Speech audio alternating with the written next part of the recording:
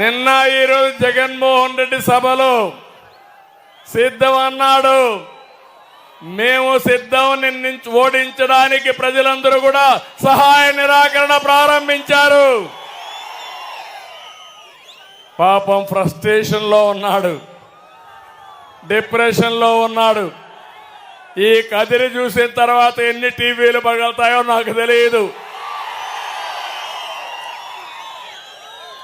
అందుకని నేనేదో ఈ మాట ఓవర్ కాన్ఫిడెంట్ గా చెప్పడం లేదు. ప్రజలు చూసి చెప్తున్నా, మీ కాన్ఫిడెన్స్ చూసి చెప్తున్నా. ప్రతి ఒక్కరూ చెప్పేది ఒకే మాట, జగన్ దిగిపోవాలి, రాష్ట్రం బాగుపడాలి. ఈరోజు ఒక్క విషయమే నేను అడుగుతున్నా. జగన్మోహన్ రెడ్డి నమ్మిన వారిని నిలువునా ముంచే మోసకారి. దీనికి ఉదాహరణ ఈ రాయలసీమ. ఎన్నికల ముందు మీకు మాటలు చెప్పాడు, విశ్వాసం కలిగించాడు. ఆయన నమ్మి నమ్మకంతో 52 సీట్లు అసెంబ్లీలుంటే 49 సీట్లు ఇక్కడ గెలిపించారు. గెలిపించారా లేదా? అతను చేసిన పని నెత్తిన చెయ్యి పెట్టాడు, బుగ్గలు నిమిలాడు, ముద్దులు పెట్టాడు. మీరు ఐసమారిగా కదిగిపోయారు. మంచి మనసున్న మీరందరూ. ఇప్పుడేం చేశాడు?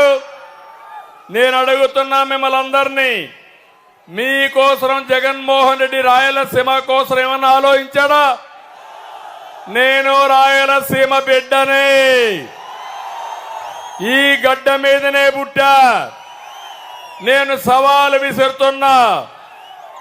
ఒక్క పని ఎప్పుడైనా మిమ్మల్ని గురించి ఆలోచించాడా నేను అడుగుతున్నా.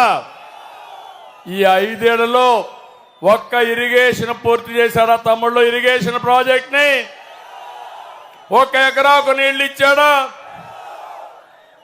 ఒక పరిశ్రమ తెచ్చాడా? ఒక తమ్ముడికి ఉద్యోగం వచ్చిందా? ఉద్యోగం వస్తున్న నమ్మకం ఉందా మీకు? రాయలసీమలో 102 ప్రాజెక్టులుంటే పెండింగ్ లో ఉంటే అవన్నీ రద్దు చేశారు మొత్తం రాష్ట్రంలో. అది కూడా ప్రత్యేకంగా రాయలసీమలోనే. ఇంకో పక్క నేను ముఖ్యమంత్రిగా ఉండి 12,000 కోట్ల రూపాయలు రాయలసీమలో సాగునీటి ప్రాజెక్టులకు ఖర్చు పెట్టాను. ఎంత పెట్టావు జగన్మోహన్ రెడ్డి అని అడుగుతున్నా. ముష్టి 2,000 రూపాయలు ఖర్చు పెట్టాడు.